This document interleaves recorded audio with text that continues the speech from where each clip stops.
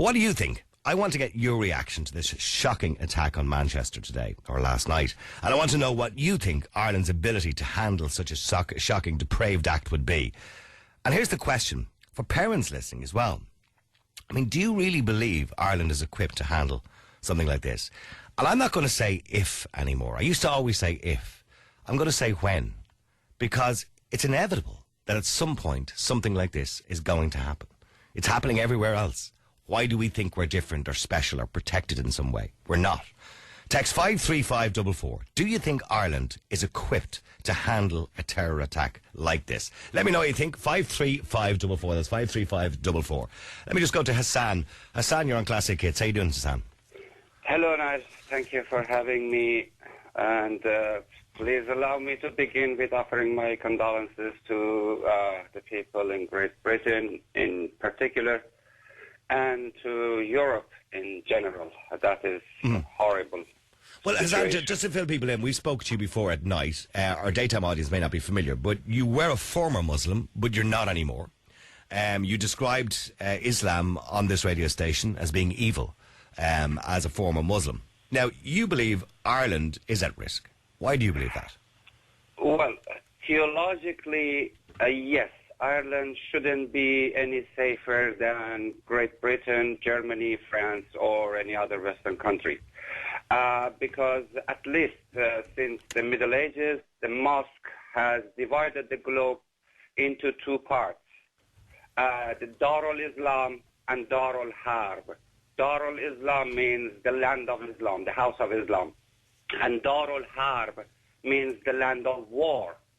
And basically what it means is that if you are not part of the land of Islam, we as Muslims should wage war on you to force you to either convert to Islam or to accept our supremacy and feel subdued. The last two words are taken from the Quran itself, to feel subdued.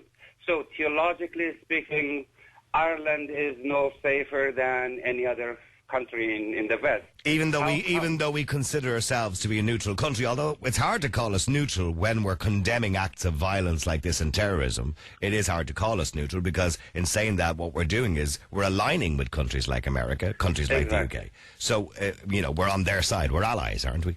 Exactly. However, my personal view is that the jihadis should be very, very greedy, which they are, and very stupid, very fool to appeal to violence here in Ireland. Why? Because they don't need to appeal to violence for Ireland.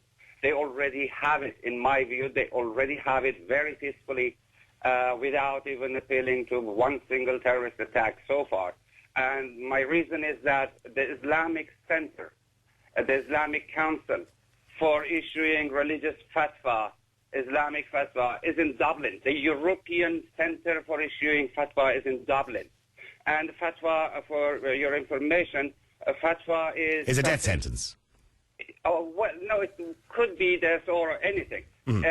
Well, we know Salman Rushdie would be the most famous person that most of us would remember having a fatwa on him.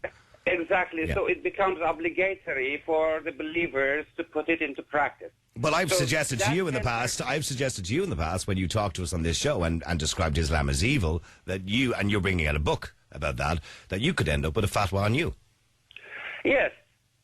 And are you fearful of that on a personal level? Well, you know what, Niall, do you want to know what really scares me? Of course, I have my concerns about the violence, the jihadis. We have to be concerned about that. I am even more concerned about the peaceful jihad launched by the mosques across the Western world, including here in Ireland. To me, that is more important. But do you know... But let's be clear, but not all the mosques are preaching, say, Wahhabism. Not all the mosques are preaching war. Not all the mosques are preaching evil. Well, all mosques across the world are teaching more or less the same thing, that if you are not a Muslim, you are not innocent. You are Muslims, are believers and non-believers equal in the Quran? No. Are Muslims and infidels equal? Are Muslims and polytheists equal? Are Muslims and atheists equal? Are Muslims and Christians and Jews equal? No. The answer, according to the Quran itself, is no. And your belief and your interpretation of that is, if you're not equal, that you don't deserve to survive or live. Well, it depends on the situation, the context. If you are under the Sharia, you have to feel subdued if you are not a Muslim. If you are a people of the book, Jew or a Christian, you will have this zimma status. Zimma is protection. It is not a positive protection. It's humiliation. Do me a favour, Hassan, because I have to go into a break, but I want to come back to you after the break. You can text us at 53544. The question we're simply asking is, do you believe that Ireland is prepared for something like this? Because Hassan, who's a former Muslim and is writing a book currently at the moment describing Islam as evil, believes that Ireland is a legitimate target. And we would be naive to believe at some point something like this couldn't happen or wouldn't happen over here. Do you believe Ireland is prepared? Clearly in Manchester, they were very prepared. They have done training exercises on this very thing on many occasions. We've seen them on YouTube and online and news.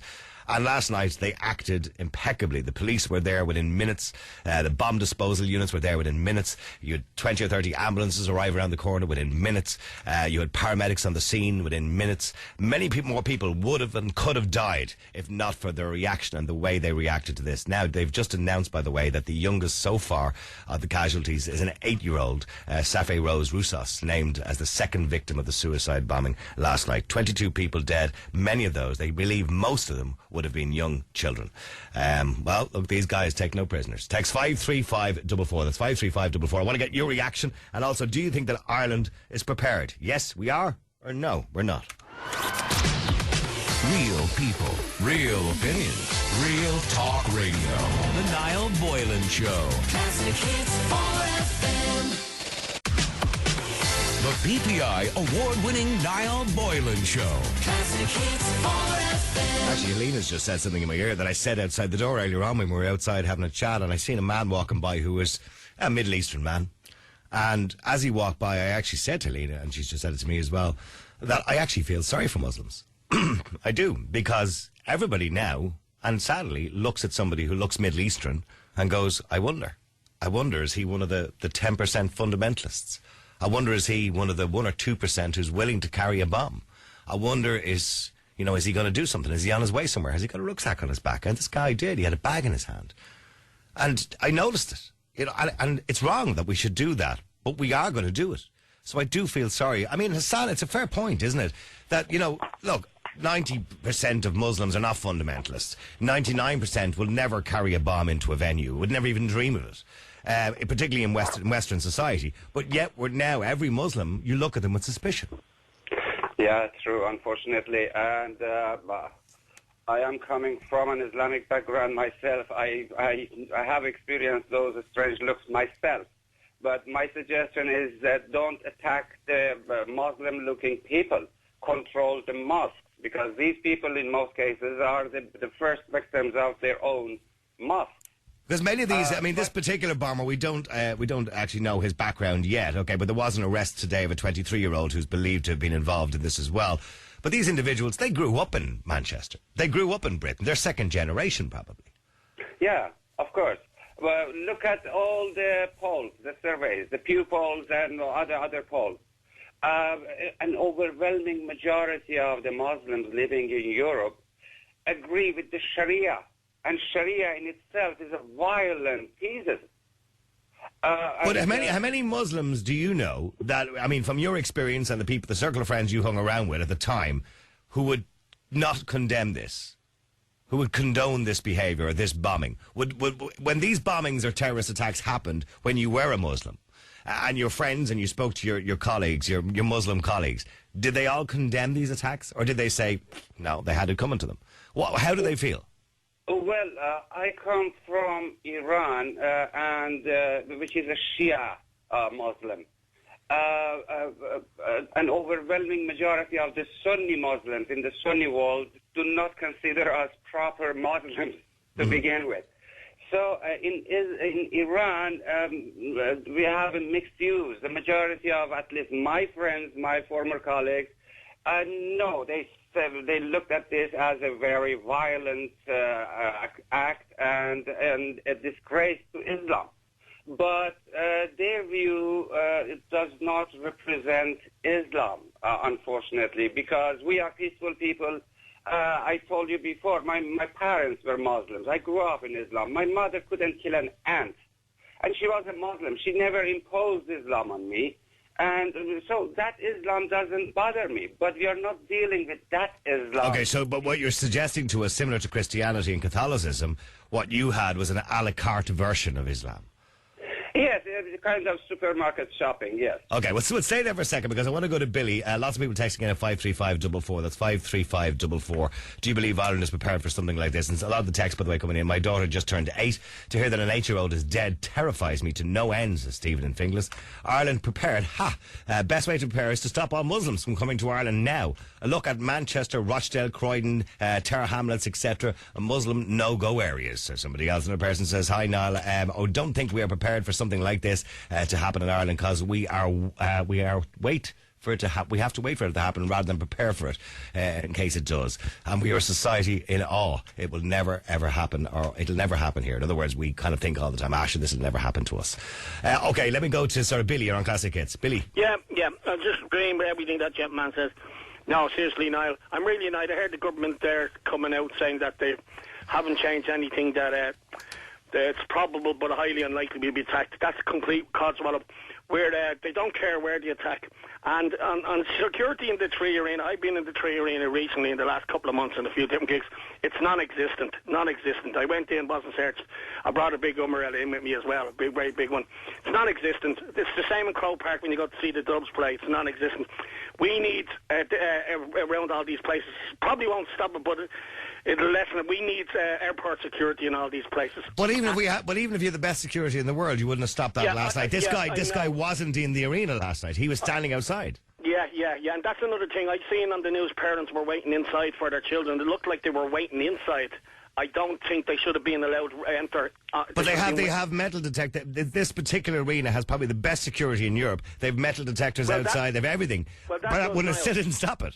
Well, that doesn't, but the Tree Arena, I couldn't believe it. It's so lax. But no, the point I'm making is, even if the Tree Arena had, and look, there's a balance you have to get with security and inconvenience to people, right? But you can't, Niall, people that say take hours for people, you'll bring in new laws where people have to be in their seats an hour and a half or 2 hours beforehand in gigs. You have to bring in, because Europe's under attack now, and it's only a matter of time before. I hope I'm wrong, but it's only a matter of time before it happens. Well, okay, well, you just use that line, and a lot of people are saying that Europe is under attack. Hassan, is that the line to use? Europe is under attack.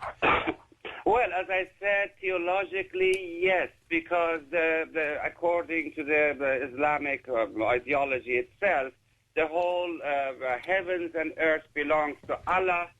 And Allah sent Muhammad to represent him, and in Muhammad's absence, it's the duty and responsibility of the Muslim leaders to perform the job. So if a person like Enda Kenny, he is not sending troops to Iraq or Afghanistan, but he has occupied Allah's seat. So by definition, yes, he has to go. Niall? Yes, sorry, go, Billy. And another thing, we wouldn't be able to respond. Like, I don't know, if an attack happened here tomorrow, God forbid, in Tree Arena, like there was 50 or 60 ambulances went straight to that scene in the O2 in Manchester. I don't know, but I don't even think we have over 10 ambulances in the whole of Dublin. Well, we had a girl turned away from a hospital the night before last who was suicidal, only because she had a few drinks in her, but she tried to kill herself in a river. She was saved by an ex-member of An Garda Síochána, an off-duty member. She was brought to a hospital, and the hospital turned her away. So if we can't deal with a suicidal woman, what chance have we got of dealing with hundreds of victims of a bombing? Now, how many emergency vehicles do we have? We wouldn't have 40 or 50 ambulances, and anybody could come on from Dublin City Council that is involved in the fire brigade. I don't think we have. I could be wrong, but I don't think we have more than 10. Like, I'm only going by, like, you've Kilbarrack, Finglas, Malahide, Swords, and then you have a few on the south side. Like, you wouldn't have even any that amount of power. Well, we generally thought we would have never needed it. We take into consideration our population. As your text says, that we're waiting for it to happen. We need seriously, we need to get the army into certain locations like the Dáil, GPO, and we need to have them armed around places like that at the present moment, because it's serious now. It's summertime, and it doesn't matter what time it is, but especially this time of year, people. Well, I know a lot of people are concerned now. Somebody, for example, says, I'm scared. We see some of my children are going to see Guns N' Roses in Slane this Saturday. Is that this Saturday? It is, actually, isn't it? They're going to see Guns N' Roses in Slane. We need to have a presence. The defence forces need to be in certain locations. It's not going to stop, but we'll need to have. We're the only city that doesn't have armed soldiers walking around. London has them, France has them, Germany has them. All the countries in Europe have them. Seriously, Noel, what is their government waiting for? Are they waiting for this to happen? Okay, keep texting 53544. Somebody says, for example, now you please tell that guy to shut up scaremongering. He isn't qualified. That comes in from Inga, referring to Hassan's comments. But Hassan's comments are his interpretation of the Quran. And previously on the air, we've had many different interpretations of the Quran. He believes, obviously, the one that he is talking about is right because he is from Iran. He was a Muslim, and he is currently writing a book in relation to it. And he's just explaining his reasons as to why he believes this is currently happening at the moment. So can I answer that point? No. Yeah. If I am not eligible to talk about this, then no one is. I grew up in Islam. I have studied the origin of Islam. I am writing a book about the life of Muhammad based on the early biographies written by the Muslim historians. I have a bachelor's degree in theology, in philosophy. I have a master's in peace and development. I know what I'm talking about. If you want to call me a scaremonger or whatever, you are free to do so because I'm a defender of free speech myself. But take facts seriously. Don't overcome your emotion. Irish society, unfortunately, is not a reason-based society. Irish society is a faith-based, emotion-based society. And you said let's control these people, right? After the Charlie Hebdo happened in Paris, I ran a campaign, Je suis Charlie, for about 18 weeks. Only 2 of my Irish friends showed up with me, and once a week we went there into the public, and we stood there to promote free speech. But almost everybody who came along and talked to us, they were on the jihadist side. They were Irish people. They were Irish citizens. They all said freedom of speech is good, but the same thing that the Pope said, the same thing that the mosque is saying. So mentally, the Irish society is. So they agree with freedom of speech, just don't mock Muhammad. Yes, you know what scares me. In the beginning, you mentioned what scares you: the jihadis, the peaceful jihad, the mosque. Okay, but what scares me most is the consensus that exists between the Irish people and the jihadis. The jihadis say it's your fault that we kill you because you insult our prophet, because you stand in our way, because you make us angry. And strangely enough, almost all Irish people I have spoken with, they say, yeah, they are right. It's our fault that they kill us. If we want them not to kill us, we should stop insulting the religion. Okay, well, do me a favour, Hassan. Please stay there because I want to come to Rima after the break as well. Lots of texts coming in at 535 I was at the Ariana Grande gig in Dublin 3 days ago. Absolutely no security checks whatsoever. Now, I don't know. I'm hearing different reports in relation to that. Why are the army not needed on the streets of Warsaw, Budapest and Prague? Congratulations to Donald Trump. It's short notice. Your policies are 100% correct in relation to the so-called Muslim ban. Another person says it's going to happen soon, but like everything in Ireland, people have had their heads in the sand. Fair play to Hassan. He speaks the truth. It's the first time I've ever heard a Muslim actually speaking the truth. Well, I don't know about that. I think I've heard many Muslims speaking the truth. Everyone should watch Foda on Netflix. Something about how suicide bombers operate. It would scare the you-know-what out of you. It's pathetic now to hear the Liberal do-gooders condemn such attack. If this perpetrator was second generation, where were his parents from? Okay, keep texting 53544. By the way, I didn't say he was. I'm assuming he was from Manchester, and there's no information about that yet. But most of the attacks we're seeing are second generation. They are people who grew up in the area, similar to the ones in France. The Algerian, for example, on Bastille Day, he was actually born in France. His parents were from Algeria. So they're growing up, and as you heard Hassan saying, they're being radicalised in some of the mosques by some of the local imams. The PPI award-winning Niall Boylan Show. Classic hits for FM. My gosh, the amount of text we're getting in at the moment is incredible. Somebody says Islam hasn't settled peacefully into any single society anywhere in the world in the last 1400 years. Why would Ireland be any different? A person says, now, what was the name of that show again? Somebody mentioned on Netflix. It was called FODA. I've never heard of it. F-A-U-D-A is how the texter spells it. So it's FODA. It's about seemingly a suicide bomber. Not on the same day as the murder of kids in Manchester, we have our Navy going out to bring in more refugees. Or some maybe terrorists. This government haven't a clue, says Steve. Okay, keep texting 53544. Stay with me, Hassan, if you can, please. I want to go to Rima. Rima, you're on Classic Hits. How you doing, Rima? Hey, not too bad. How are you? Good. Rima, I mean, look, we've made it abundantly clear, not all Muslims are terrorists, but certainly all the terrorist attacks at the moment we seem to be seeing are Muslims or believers in Islam. Or some of them, I would say, would claim to be Muslim. I'm almost in a state of disbelief and shock where I'd like to believe that. I'm almost a conspiracy theorist at this point. I want to believe that they're not Muslims and they're just propagating in the name of Islam. Well, ISIS have claimed responsibility for it. And I'm assuming this comes from the highest. So ISIS have claimed responsibility for it. Yeah, but I wouldn't take... I, as a Muslim, don't take ISIS as representative of my faith or my people. Mm-hmm. I understand, and I'm not going to ask you personally to condemn it because I imagine you would, and anybody would condemn it when we see the death of an 8-year-old. You know, it's a shocking thing to do. The most vulnerable people at an event like this. And to be honest, my friends went to the concert when it was here in Dublin, and they were like Snapchatting about it, and I was Snapchatting them back and everything. And then the thing, like, at the same time, I went onto Facebook this morning, and everyone was grieving, including myself, and it hurts almost to think that they associated almost with me, but at the same time... But how do you feel about that? Because as I said, honestly, I saw, you know, a Middle Eastern man walking past this morning while I was outside, and you can't help now but think, because it's all over the news, because it's in the media every single day, and we hear bombings and terrorist attacks, and it's always ISIS claim responsibility, we look at Muslims differently. How does that make you feel? Scared and very, like, worried at the same time, because, like, even I took the bus this morning, and I was kind of looking around, like, the people that are looking at me right now, what are they thinking? They think you're a terrorist. Is that what you're thinking?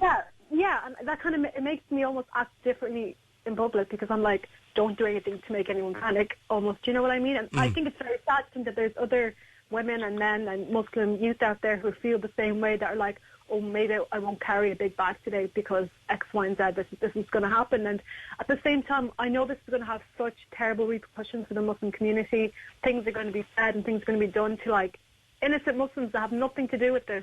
Well, what do you think of what Hassan has said, that, you know, as, you know, he's obviously well versed in the theology of Islam, and he basically believes that, why are you surprised by this? This is just inevitable. This is what Islam teaches, he says. Islam teaches anybody who is not part of Islam or is not a Muslim, they're essentially the infidels.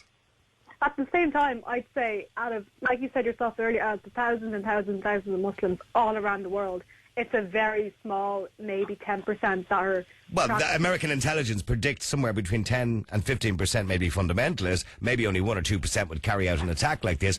But it only takes a minority to destroy the world. How many Nazis were there to kill 6 million Jews? Do you understand what I'm saying? It doesn't matter if every Muslim is, or if 98% of Muslims are peaceful. If the other 2% are head cases, that's all it needs. And in my opinion, that's very true. But I think, in my opinion, this is a time for solidarity, a time for unity, for the Muslim community and the rest of the world to come together to combat terrorism, to combat such acts of hatred. That Muslims and non-Muslims alike agree that these things should not be happening, and that they're very, very wrong. And I think at a time like this, we shouldn't be like saying, oh, let's ban all the Muslims. Instead, I think let's work with the Muslims, let's work with the imams, let's work with the mosques. But how can you work with them when Hassan believes and has said that many of the mosques are teaching and instilling these fundamentalist jihadist values on young Muslim men particularly? Oh, well, that's Hassan's belief. As a Muslim that goes to the mosque on a regular basis, I'd say it's quite the opposite. Like just the other day, we had an open day. We're really trying as a Muslim community to, you know, open our doors, to show people what it's like to be Muslim, to show people what it's like to be Muslim and Irish, to show them what it's like to be well, let me just ask Hassan before we go into the break in relation to that. Hassan, Rima has a different experience of mosques than obviously you clearly have. Hello, Rima. Yeah. It's good to talk to you again. And well, I have a few points with regards to what she said. First of all, please stop saying this is not Islam. Please please, for your own sake, for the sake of your own community, please stop saying this is not Islam. I give you 2 reasons why you should stop saying that. One, according to the Islamic Shahada, you can Google it, it is up there. This is one of the principles of Islam, main principles of Islam. According to the Islamic Shahada, anyone who says there is no God but Allah and Muhammad is Allah's messenger is considered a Muslim. Muhammad himself made it a law. You cannot kill a person who recites this. Okay, so these ISIS jihadis and these jihadis killing us here in Europe, they are chanting there is no God but Allah and Muhammad is his messenger. So according to the Islamic Shahada, to your own rule, to your own law, these people are considered Muslim. 1. 2, we have to compare the acts of these people to the acts and sayings of Muhammad himself. Muhammad, let me just read a couple of sentences from Muhammad. Just very quickly if you can. I've got 1 minute. Very quickly. He says, I have been commanded to fight against people till they testify that there is no God but Allah and Muhammad is his messenger. He says, when you meet your enemies who are polytheists, which includes Christians, invite them to 3 courses of action. If they respond to any of these, you also accept it and withhold yourself from doing them any harm. But if they refuse to accept it, then demand from the jizya. If they agree to, jizya is the religious tax. If they agree to pay jizya, they are fine. Okay. If not, then only Allah can save them. Seek Allah. Okay, very quickly, Rima, just respond to that very quickly. Yeah. While we're talking about this, right, I think firstly you should talk about those verses within context. They're verses for war. Secondly, I'd like to quote a chapter myself from the Quran, chapter 5, verse 32. If any one person slays a person, it is as if he has slew all people, and if he saves a life, it is as if he has saved the life of all people. I think that in itself speaks for itself. But I mean, I think the main point he was making to you is disowning the individuals, and we hear this all the time, and I'm not having a pop at you being disrespectful to you, Rima, but disowning people who commit these acts of terrorism, you know, who will run into these buildings shouting Al Akbar, and you disowning them and saying, well, these are not Muslims, these are not believing in what I'm believing, is not good enough, because they genuinely believe they are followers of Islam, whether you like it or not, and they are. No. You just there said Allah Akbar. Anybody can say those words. Oh, absolutely. But you disowning them, and this is what happens a lot of the time. Muslims say, well, they're not Muslims. But they clearly are Muslims. Nothing to do with my They have nothing to do with what you believe, but they clearly are Muslims. And they will deny. And if you spoke to any of those individuals who commit these acts of these atrocities, they would deny you're a Muslim. They would say, you're not a real Muslim at all, Rima. If you don't believe them. That's what they'd say to you. Okay, well, do me a favour. Stay there, both of you, Hassan and Rima, if you can, during the news, please. I'd love to talk to you a little bit more. I want to come to Peter after the break as well, just to mention as well, it's now been announced that 12 children under the age of 16 are among the 59 that are casualties at the moment, which have been taken to hospital, and many of those in extremely critical condition. They do believe that death toll could rise by later on this afternoon. 22 people killed. The youngest so far has been named and is an 8-year-old girl. I've got to say, as the news filters in relation to the people that have died in this particular incident, it becomes more and more apparent how unsafe we all feel, I suppose, in some sense, that we can't send our children out to a concert, we can't send them away on holidays without worrying, are they going to be at the centre of the next terrorist attack by whoever it happens to be? I mean, I remember my own son 2 years ago after the attacks in Paris. He had already booked to go to Paris on holidays with his girlfriend. And I didn't tell you, for 5 days while he was there, I was absolutely terrified. I waited every day for that text, for that phone call, just to make sure he was all right. Now, you're going to say, don't be an alarmist, Niall. You know, the chance of it happening to him in a big city like that were probably slim. And you're right. But I'm sure the parents of those dead children today are probably thinking the same thing 2 weeks ago. The chance of it happening to my child are slim. But unfortunately it did. They're children that will never, ever come home. The youngest victim, as we said, is 8 years of age. Many of the victims, 12, were under 16 years of age. Most of the people at that concert would have been under the age of 16, apart from adults who were accompanying them. So it is a horrible, horrible... It's a cowardly attack. If there are fundamentalists out there, or jihadists out there, or crazy people out there who would commit atrocities like this listening, who condone this sort of behaviour, and somehow you're a coward, absolute and utter coward. to think that it's okay to do something like this to the most vulnerable people in society. Now, some of the texts that have been coming in relation to what Rima quoted before the break from the Quran, and I don't want to get into, quoting the Quran all day here, because we could hear all day with all our different interpretations, but somebody just wanted to pick her up on something, and I want to just read this text out if I can find it. But he said ask her to read the next verse of exactly what the verse she was referring to, and I'm going to find you exactly what it says here, because he did actually quote it, but I can't now find. Oh yeah, please explain to the Muslim lady that she is misquoting the verse. If you read further, it states, except if they are committing murder or corruption on earth. According to Islam, non-believers are causing corruption. Do you accept that, Rima? Not really. What corruption are non-believers committing? Non-believing doctors, non-believing... What's the... Well, I'm assuming the corruption he's talking about is not believing in Islam in the first place, or not believing in Allah as the one true God. And that wouldn't be seen as corruption. So, I mean, Muslims and Jews and Christians lived in harmony during the time of the Prophet. They can live in harmony now. Do you think... okay, but just before I go to our next caller, Hassan, do you believe that Muslims, Christians, Jews can live in perfect harmony? On that note... No, hang on, Rima. You've just said something. I want Hassan. I want to answer your question now. And on that note, while we're talking about the terrorist that was supposedly Muslim that attacked last night, but what about all the Muslim taxi drivers, like free rides to get everyone home? Absolutely. That were there and everything. But that comes back to what I said. It only takes a minority. Huh? It only takes a small amount of people to do a lot of damage. I'm not suggesting for 1 minute every Muslim is a bad person. But that's not to cancel out the good that the rest do. Mm-hmm. But Hassan, do you believe that Muslims, Jews, Christians can live in perfect harmony? No, to be honest, I don't think monotheistic religions are peaceful. Monotheistic religions are violent by nature. Anybody who says, outside my congregation there is no salvation, is a dangerous person. And this is what all monotheistic religions are advocating, including Jesus, who was, in my view, a peaceful guy, a good guy.